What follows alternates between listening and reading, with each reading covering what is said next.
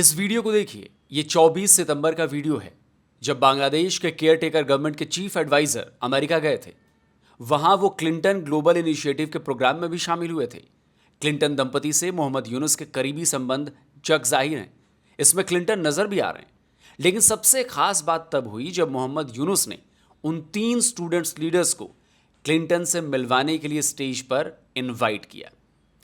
Suddenly, all the young people of Bangladesh got together and said, enough is enough. We are not going to tolerate it anymore. And they didn't. They sacrificed themselves in front of the bullets fired by Bangladeshi government and sacrificed them. Some of the leaders of the student movement are here, I guess. Yeah, want to see it? Stand up. Stand up.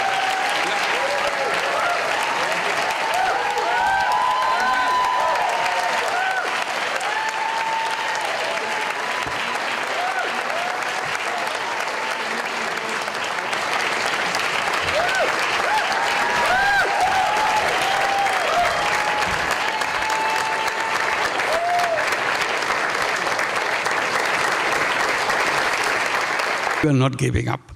And he is known as to be the brain behind the whole revolution. So he denies it repeatedly. He said, not me, many others. But that's how he is recognized, that he's the brain behind the whole thing.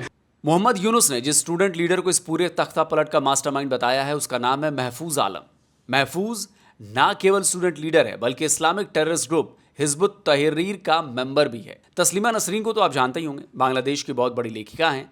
अपने उपन्यास लज्जा की वजह से बांग्लादेश में कट्टरपंथियों के निशाने पर आने के बाद से वो भारत में रह रही हैं। उन्होंने भी ट्वीट करके सवाल उठाए हैं कि अमेरिका में मोहम्मद यूनुस ने इस्लामिक आतंकी संगठन हिजबुत तहरीर के लीडर महफूज आलम को शेख हसीना गवर्नमेंट को पलटने के लिए हुए आंदोलन का ब्रेन के तौर पर इंट्रोड्यूस करवाया और बिल क्लिंटन ने ताली बजाई। क्या इसी तरह अमेरिका लोकतंत्र को सपोर्ट और इस्लामिक आतंकवाद से लड़ाई लड़ेगा?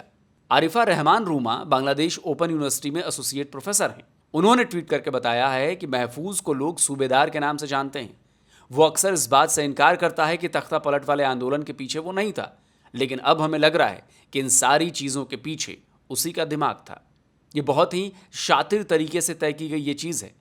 ये कोई अचानक हुई चीज़ नहीं है। यानी महफूज पूरे आंदोलन को सूबेदार के नाम से लीड कर रहा था ताकि उसकी पहचान सामने ना आ पाए। भारत का सिक्योरिटी और जियोपॉलिटिकल एक्सपर्ट ब्रह्म चेलानी ने भी ट्वीट किया है कि ये सारा आंदोलन वेल डिजाइंड था और लीडर ने अपनी पहचान छुपाई थी। अब देखिए कि जिस आतंकी संगठन हिजबुत तहरीर से महफूज के कनेक्शन की बात की जा रही है उस पर भारत की सिक्योरिटी एजेंसी NIA ने हाल ही में कार्रवाई की है। इसी बैंड टेररिस्ट ऑर्गेनाइजेशन जुड़े कई ठिकानों पर भारत के भीतर रेड की गई है। और तख्ता पलट के बाद केयरटेकर गवर्नमेंट में एडवाइजर बन गया और अब उसे मोहम्मद यूनुस वर्ल्ड फोरम पर पहुंचा रहे हैं।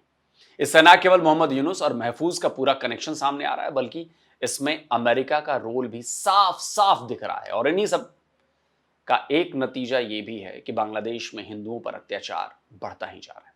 उन पर कन्वर्ट होने का दबाव बढ़ रहा है। उनकी रिलीजियस प्रैक्टिस में अड़ंगा डालकर उन्हें परेशान किया जा रहा है, प्रेशर डाला जा रहा है ताकि या तो वो देश छोड़कर भाग जाएं या फिर थक हार कर मुसलमान बन जाएं।